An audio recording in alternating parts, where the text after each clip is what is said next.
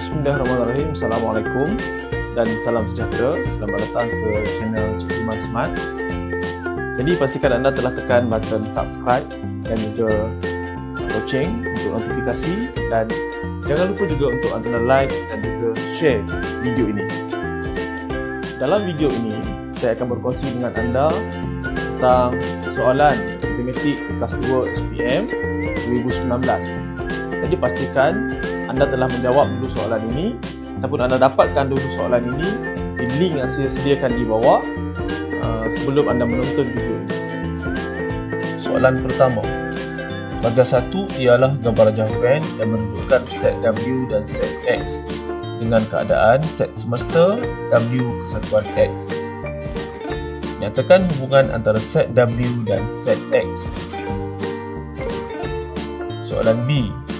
Diberi bahawa set P ialah gandaan 4, set Q ialah faktor bagi 3 dan set R ialah faktor bagi 6 dengan keadaan set semesta P kesatuan Q kesatuan R.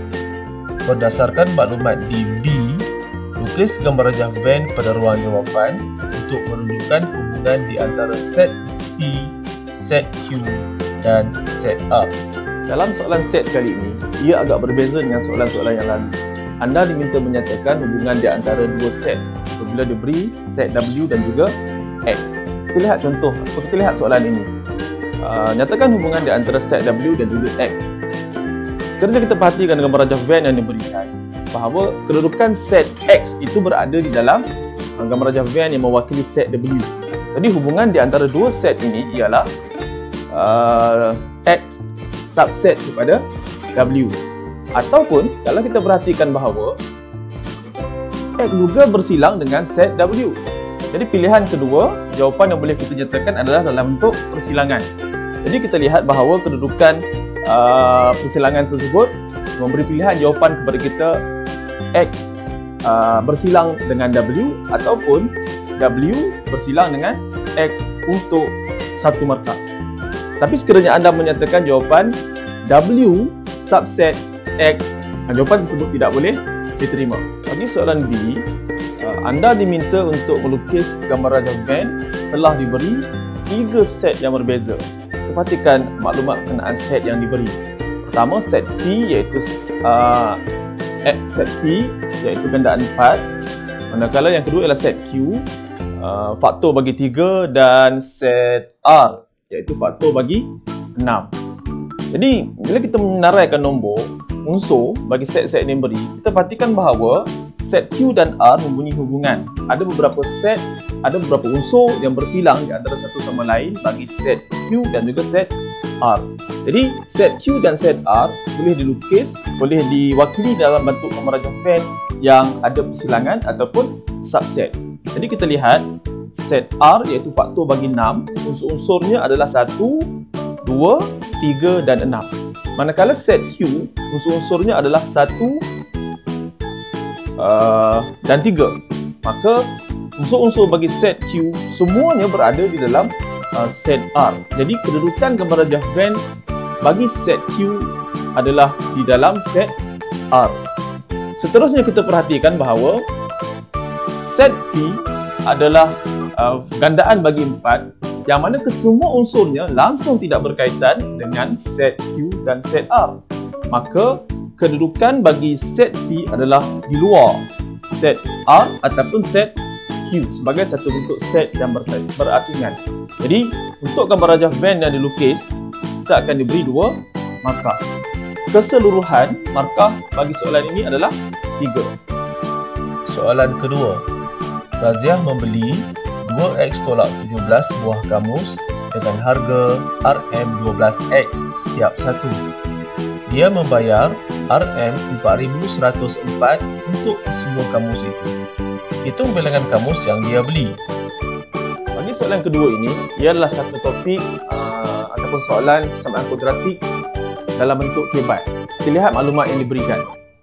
Bilangan kamus yang dibeli ialah 2X tolak 17. Bilangan dalam sebutan X. Manakala harga sebuah kamus iaitu RM12X juga dalam sebutan X. Dan harga semua kamus yang dibeli ialah RM4104. Jadi kita perlu membuat penukaran daripada situasi soalan kepada satu bentuk persamaan kuadratik. Jadi kita lihat bilangan kamus yang dibeli darabkan dengan harga sebuah kamus iaitu 12X darabkan dengan 2X tolak 17 samakan dengan 4104. Jadi ini akan diberi satu markah. Seterusnya adalah melibatkan proses kerja menukar kepada bentuk am. Okay? Dia akan melibatkan proses pendaraban. Seterusnya melibatkan proses meringkaskan persamaan berkenaan kepada 2X kuasa 2 tolak 17X tolak 342 sama dengan 0. Jadi di sini anda perlu beri penekanan kepada bentuk am yang sepatutnya. Sekiranya anda tertinggal bentuk ataupun tertinggal sama dengan 0, anda tidak akan diberikan satu markah ini. Dan ia akan memberi implikasi kepada markah bagi jalan-jalan kerja anda di bawah ini. Seterusnya adalah proses menukarkan kepada bentuk pemfakturan. Melalui proses darab silang, pemfakturan yang kita peroleh ialah 2X tambah 19 dan X tolak 18 sama dengan 0 untuk satu markah. Tetapi kelonggaran diberi di sini. Sekiranya anda tidak menulis sama dengan 0, anda akan diberi juga satu markah. Hasil daripada pemfakturan ini, nilai X yang diperoleh ialah yang pertama negatif 19/2 dan yang kedua adalah 18. Walau bagaimanapun, jawapan bagi negatif 19/2 tidak akan diterima kerana ia tidak munasabah. Jadi kita hanya perlu pertimbangkan jawapan ataupun nilai X sama dengan 18. Jadi kita masukkan nilai X sama dengan 18 ke dalam ungkapan 2X tolak 17. Maka bilangan kamus yang dibeli ialah 19 dan satu markah untuk jawapan ini dan keseluruhan markah bagi soalan persamaan kuadratik adalah 4 markah.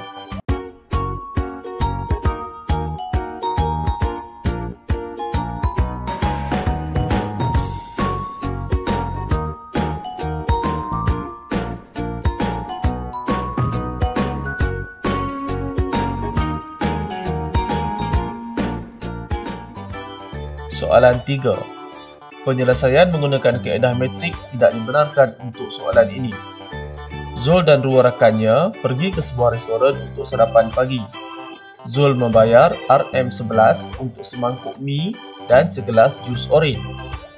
Roy membayar harga 3 mangkuk mi dan Wasu membayar 2 gelas jus oren. Perbezaan harga di antara 3 mangkuk mi dan 2 gelas jus oren ialah RM7. Harga semangkuk mi adalah lebih tinggi daripada harga segelas jus oren. Hitung harga dalam ringgit Malaysia, semangkuk mi dan segelas jus oren. Soalan yang ketiga ini adalah soalan persamaan linear serentak dalam dua pemboleh ubah, juga dalam bentuk kebat. Jadi kita perhatikan maklumat yang diberi dalam soalan ini. Perkara pertama yang perlu anda lakukan dalam soalan ini adalah membentuk dua persamaan yang terlibat untuk kita selesaikan. Proses ini akan diberikan markah. Tapi sebelum itu kita perhatikan beberapa maklumat yang diberikan dalam soalan ini. Tetapi bukan semua maklumat yang diberikan itu penting untuk kita membentuk persamaan. Kita lihat ayat-ayat terakhir bagi soalan berkenaan. Anda diminta untuk menghitung harga dalam ringgit Malaysia semangkuk mi dan juga segelas jus oren. Jadi daripada maklumat ini kita boleh meletakkan pemboleh ubah X dan Y untuk kita masukkan ke dalam persamaan yang akan kita bina sebentar lagi. Jadi kita lihat X kita akan gunakan untuk mewakili harga bagi semangkuk mi, manakala Y kita akan gunakan untuk mewakili harga bagi segelas jus oren. Seterusnya kita tengok maklumat ini. Zul membayar RM11 untuk semangkuk mi dan segelas jus oren. Jadi daripada maklumat ini kita boleh membentuk persamaan yang pertama, iaitu X tambah Y sama dengan 11. Satu markah untuk persamaan ini. Seterusnya, maklumat berikutnya. Perbezaan harga di antara 3 mangkuk mi dan 2 gelas jus oren ialah RM7. Jadi persamaan yang boleh kita bentuk ialah 3X tolak 2Y sama dengan 7. Juga satu markah untuk soalan ini. Step ini sangat penting. Kalau anda tidak dapat mengenal pasti persamaan ini, langkah-langkah yang berikutnya anda tidak boleh selesaikan ataupun anda tidak boleh lakukan. Jadi dua persamaan yang kita terima, yang kita bentuk, X tambah Y sama dengan 11 dan 3X tolak 2Y sama dengan 7. Saya akan gunakan kaedah penghapusan untuk kita cari apakah dia harga dalam RM bagi semangkuk ni dan juga harga bagi segelas jus oren. Dalam kaedah pemfakturan, satu sebutan kita akan masukkan sama ada X ataupun Y. Jadi kita perhatikan dua persamaan yang kita bentuk ini tidak boleh dimasukkan terus, melainkan persamaan pertama saya darabkan dengan 3. Jadi saya akan mendapat satu bentuk baru iaitu 3X tambah 3Y sama dengan 33. Jadi proses penukaran kepada persamaan yang baru ini adalah markah yang akan diberikan kepada anda. Satu markah. Seterusnya persamaan yang kedua, 3X tolak 2Y sama dengan 7. Kita perhatikan sudah ada sebutan yang boleh dimansuhkan iaitu 3X. Proses memansuhkan sebutan 3X ini kita lakukan melalui operasi tolak. Dan hasil daripada penolakan ini kita akan mendapat satu persamaan yang lebih ringkas iaitu 3X tolak negatif 2Y 5Y dan 33 tolak 7 ialah 26. Hasil penolakan ini, hasil pemansuhan ini iaitu 5Y sama dengan 26, anda akan diberikan satu markah. Jadi berdasarkan sebutan yang lebih ringkas ini iaitu 5Y sama dengan 26, jawapan bagi Y ialah 5.2 ataupun RM5.20. Satu markah. Seterusnya, untuk mendapatkan jawapan bagi nilai X, gantikan nilai Y sama dengan 52 ke dalam persamaan X tambah Y sama dengan 11. Dan nilai X yang kita peroleh ialah 5.8 ataupun RM5.80. Satu markah. Keseluruhan markah bagi soalan ini adalah 6. Agak tinggi bagi satu-satu soalan persamaan linear serentak dalam dua pembual ubah berbanding soalan-soalan yang berkenaan topik ini dalam tahun-tahun yang lalu. Soalan 4. Rajah 2 pada ruang jawapan menunjukkan pintu berbentuk segi empat lipat dengan tinggi 2.5 meter dan lebar 1 meter. Jarak di antara P dan Q ialah 1.2 meter. Soalan A. Pada rajah 2 di ruang jawapan, tandakan sudut di antara pintu dengan dinding. B. Seterusnya, hitung sudut bukaan pintu. Bagi soalan ini, iaitu soalan garis dan satah dalam 3 dimensi, ia agak unik berbanding soalan-soalan yang lalu. Kerana pertama adalah dari segi peruntukan markah. Kebiasaannya soalan ini diperuntukkan hanya 3 markah, tapi kali ini peruntukan markah adalah 4. Yang kedua adalah perbezaan berbanding soalan-soalan yang lalu. Jika sebelum ini anda diminta untuk menyatakan apakah sudut yang berkenaan, tapi kali ini anda diminta untuk menanda di manakah sudut yang terlibat. Jadi kita lihat dalam soalan ini anda diminta untuk menanda sudut di antara pintu dengan dinding. Jadi kita lihat bagaimanakah jawapan bagi soalan ini. Baik, dilihat pada gambar rajah, pintu adalah sebagaimana tempat yang saya tunjukkan dengan anak panah oren tu, begitu juga dengan dinding. Jadi sudut di antara pintu dengan dinding adalah pada lengkung yang saya tunjukkan dengan garisan atau lengkung warna purple tu, ungu tu. Jadi satu markah dengan tanda itu. Tapi bagi soalan yang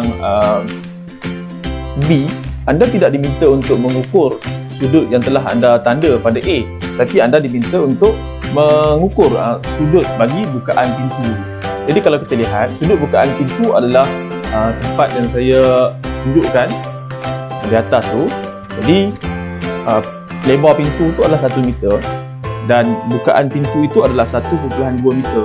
Jadi kalau kita perhatikan, segitiga yang telah terbentuk daripada bukaan pintu itu adalah segitiga sama kaki dengan ukuran 1 meter kiri dan kanan, dan bukaan pintu tersebut adalah 1.2. Jadi sudut di atas itu adalah sudut bagi bukaan pintu yang kita dikehendaki untuk menghitung berapakah sudut berkenaan. Jadi saya akan membahagikan segitiga ini kepada dua bahagian yang sama besar, kanan dan kiri, dan saya asingkan satu segitiga, maka terbentuk segitiga sudut tegak di situ. So ukuran 1 meter kekal, tapi di bawah tu telah menjadi satu nilai baru iaitu 0.6 meter, dan sudut yang kita nak ukur di atas tu saya tandakan dengan theta, maka saya akan gunakan fungsi trigonometri sin theta sama dengan 0.6 bahagi 1. 1 markah untuk jawapan ini. Jadi jawapan yang kita peroleh bagi theta ialah 36.87. Jadi harus diingat 36.87 ini baru nilai sudut berkenaan separuh. Jadi untuk kita dapatkan berapakah sudut bukaan pintu yang sepatutnya, jadi nilai 36.87 tu harus kita darabkan dengan 2. Jadi jawapan 73.74 darjah itulah sudut bukaan pintu dan 2 markah diberikan untuk soalan ini. Soalan kelima. Sebuah kilang perabot mengedarkan kerusi plastik dan kerusi kayu kepada pembekal A dan pembekal B. Pembekal A menerima 4 kontena kerusi plastik dan 3 kontena kerusi kayu dengan sejumlah 290 kerusi. Pembekal B menerima 5 kontena kerusi plastik dan 7 kontena kerusi kayu dengan jumlah 460 kerusi. Menggunakan kaedah metrik, cari bilangan kerusi plastik dan bilangan kerusi kayu dalam setiap kontena. Kelima adalah soalan metrik, yang mana soalan metrik ini juga ditanya dalam bentuk kebat. Soalan metrik dalam bentuk kebat biasanya adalah sama dengan bentuk soalan bagi persamaan linear serentak dalam dua kumpul boleh ubah, tetapi kaedah menjawabnya adalah berbeza. Kita lihat jawapan bagi soalan ini. Maklumat daripada soalan asal saya akan pindahkan kepada bentuk jadual sebegini. Saya akan sedikit analisis kita lakukan dalam bentuk jadual. Jadi pembekal A akan menerima 4 bilangan kontena bagi kursi plastik dan juga 3 bilangan kontena bagi kursi kayu. Jumlah kursi dalam ke-77 kontena itu ialah 290. Manakala bagi pembekal B, ia akan menerima 5 bilangan kontena bagi kursi plastik dan juga 7 bilangan kontena bagi kursi kayu. Jumlah kerusi yang diterima adalah 460. Jadi saya wakilkan X untuk mewakili bilangan kerusi plastik dalam satu kontena dan juga saya wakilkan Y untuk bilangan kerusi kayu dalam satu kontena. Berdasarkan analisis yang kita lakukan ini, kita akan membentuk dua persamaan yang dikehendaki sebelum kita selesaikan persamaan ini menggunakan kaedah metrik. Baik, bagi pembekal A, 4X tambah 3Y sama dengan 290. Manakala bagi pembekal B, 5X tambah 7Y sama dengan 460. Bagi kedua-dua persamaan ini, satu markah akan diberikan. Berbanding soalan persamaan linear serentak, di sini diberi 2 markah. Tapi untuk soalan metrik, satu markah diberikan untuk kedua-dua persamaan. Langkah berikutnya adalah proses penukaran kepada persamaan metrik.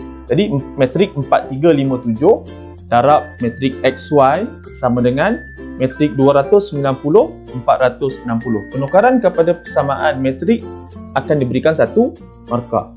Langkah berikutnya adalah proses pendaraban di antara metrik songsang 4357 dengan metrik 290 460.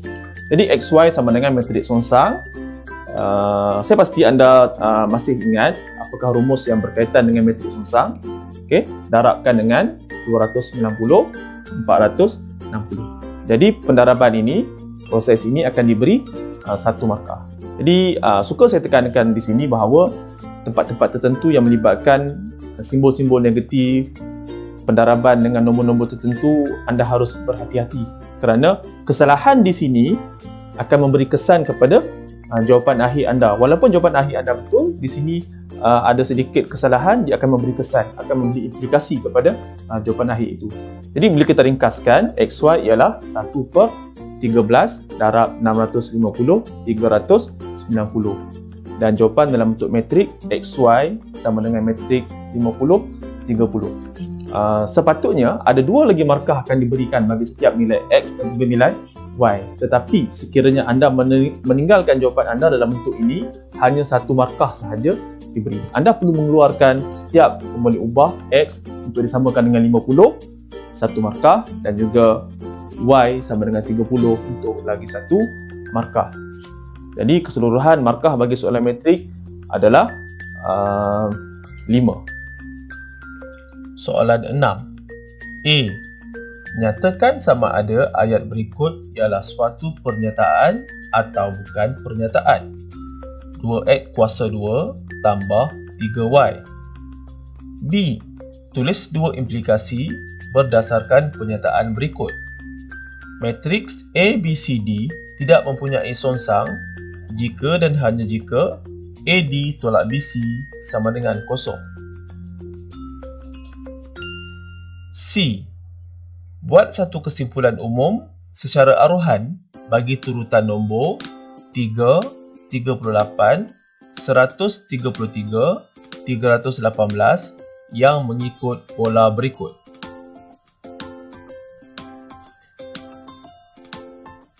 Bagi soalan ke-6 ini, ataupun soalan penaklukan matematik, sebagaimana saya nyatakan dalam video sebelum ini, bahawa tidak banyak dalam kerja yang akan dilibatkan dalam operasi topik ini. Walau bagaimanapun, perkara-perkara berkenaan ejaan, ayat dan juga tulisan harus diberi penekanan. Dan kita lihat soalan ini agak mudah berbanding soalan-soalan kumpulan matematik dalam tahun-tahun yang lalu. Baik, dalam soalan yang pertama ataupun soalan A, anda diminta untuk menyatakan sama ada ayat ini pernyataan ataupun bukan pernyataan, iaitu 2X kuasa 2 tambah 3Y. Kita perhatikan ayat ini tidak dapat ditentukan sama ada ia benar ataupun palsu. Jadi, apa yang boleh kita simpulkan bahawa ayat ini ialah bukan satu pernyataan ataupun kita perlu nyatakan sebagai bukan pernyataan. Satu markah untuk jawapan ini. Seterusnya, anda diminta untuk membuat bentuk dua implikasi daripada ayat ini ataupun daripada implikasi yang diberikan ini. Matrik ABCD tidak mempunyai songsang jika dan hanya jika AD tolak BC sama dengan kosong. Jadi kita padamkan istilah jika dan hanya jika supaya kita boleh asingkan di manakah satu antecedent dan di manakah satu dia punya konsekuen. Jadi daripada dua perkara berkenaan kita boleh membentuk implikasi yang pertama, jika matrik ABCD tidak mempunyai songsang, maka AD tolak BC sama dengan kosong. Satu markah untuk implikasi yang pertama. Implikasi yang kedua, kita hanya perlu terbalikkan sahaja kataan ataupun implikasi yang pertama tadi. Jika AD tolak BC sama dengan kosong, maka matrik ABCD tidak mempunyai songsang. Satu markah.